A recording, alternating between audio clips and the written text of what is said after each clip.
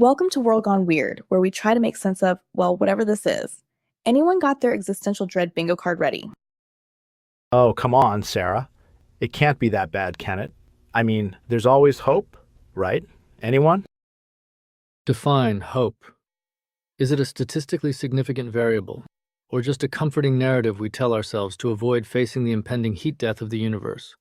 Or at least, next Tuesday's geopolitical crisis? See, that's exactly what I mean. We can't even start a conversation without going straight to the apocalypse. Can't we just talk about something normal for once? Like the price of gasoline? Gas prices are terrifying. I swear they fluctuate based on the mood swings of some oil baron. But fine, let's dive into the weirdness. We've got a delightful buffet of geopolitical chaos today, starting with this UK, France, and Ukraine ceasefire plan. Anyone feeling optimistic? Well, I'm trying to. The fact that Europe is taking the lead is a good thing, right? Shows they're stepping up. And Starmer trusting Trump, maybe that's a masterstroke of diplomacy.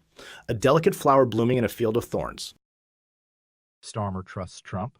That's the guy who just called Zelensky ungrateful after, Ukraine's been fighting for its survival with U.S. aid. I think Starmer's either incredibly naive or playing a very, very long game here.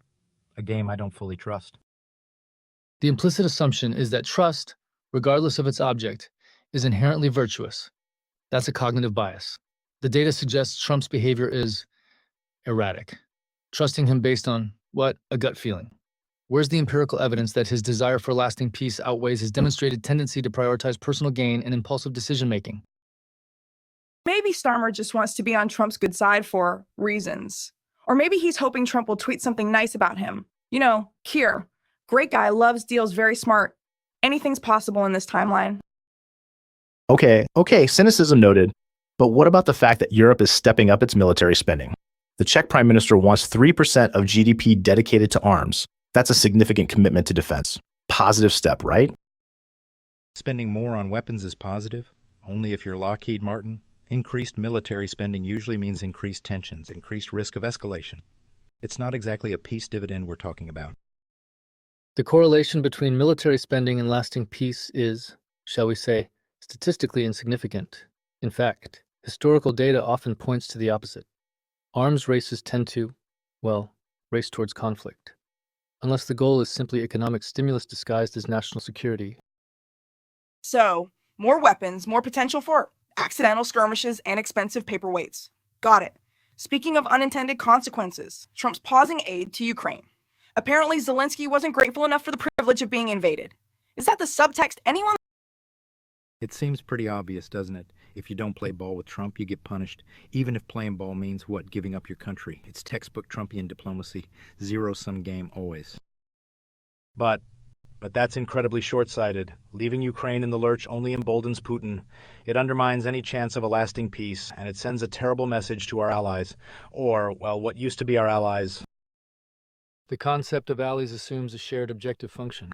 If the U.S. objective function is now maximize personal gain for Donald Trump, then the notion of an ally becomes strategically irrelevant. Furthermore, the data suggests that abandoning Ukraine increases the probability of Russian aggression, not just in Ukraine but potentially elsewhere. Quantifiable risk assessment. Utterly ignored, it would seem. Okay, so short-sighted, emboldening Putin terrible message. Sounds about right. But hey, at least we can all agree that Trump's foreign policy is consistently chaotic, maybe? I think consistent is generous. It seems like he's just making it up as he goes along based on who flattered him last, maybe. And that's terrifying when you're talking about international relations. It's consistent in that it consistently serves Trump's ego and financial interests. That's the through line. Everything else is just noise, including, apparently, the fate of Ukraine. The noise is data. The fluctuations are data. Analyzing the seemingly random patterns reveals underlying motivations. And yes, the emerging pattern strongly suggests that U.S. foreign policy under this administration is driven by a highly personalized reward-punishment system, divorced from any coherent strategic framework. A scientific anomaly, if you will. A scientific anomaly that could trigger World War III. Fun. So, while Trump is busy alienating allies and pausing aid, Egypt is apparently planning to rebuild Gaza. Anyone think that's going to be a smooth operation? Well, someone has to do it. And the fact that Egypt is taking initiative with support from Saudi Arabia and other Arab states, that's encouraging. Shows a commitment to regional stability. Egypt wants to keep Palestinians in Gaza. Trump wants them out. Anyone see a potential conflict brewing here? This could turn into a proxy war over real estate. The proposed Egyptian plan, while laudable in its intent, operates on several untested assumptions. Primarily, that reconstruction can occur while addressing underlying political and economic inequalities. Data from similar post-conflict zones indicates limited success. Furthermore, Trump's plan to displace Palestinians, while ethically repugnant, ignores the demographic and political realities of the region. Both plans lack a statistically viable path towards lasting stability. So everyone's got a plan, but nobody's got a good plan. Classic. And Trump's plan, of course, involves a seaside real estate project and golden statues of himself. I swear, that guy's brain is a reality TV show waiting to happen. It's bizarre. It's like he thinks he can just wave a magic wand and turn Gaza into Dubai, ignoring the decades of conflict, the humanitarian crisis, everything. He probably does think he can.